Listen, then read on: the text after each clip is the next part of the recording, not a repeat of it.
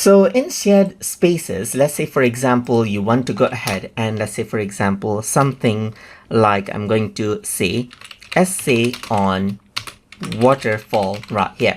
So let's say I actually want to go ahead and assign this to someone. In that case, you can actually go ahead and type in @ right here on your keyboard.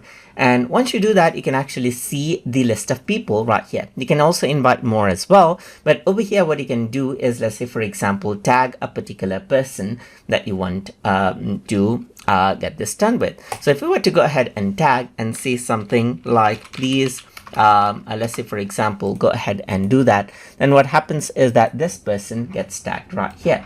So now what happens is that around over here, so I'm logged in with my other account as well. In the tagged section, I will actually see this right here, just like this. And in my inbox, you can see that it says I have been mentioned right here, so I get notified accordingly as well.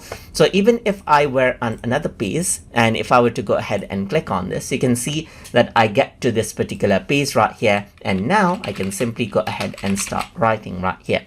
So maybe you're working on a document or a note and certain sections are a responsibility of certain members. Then what you can simply do is you can go ahead and then simply type those in right there, just like that. So that is how you can go ahead and mention out people in specific pages inside of Notion.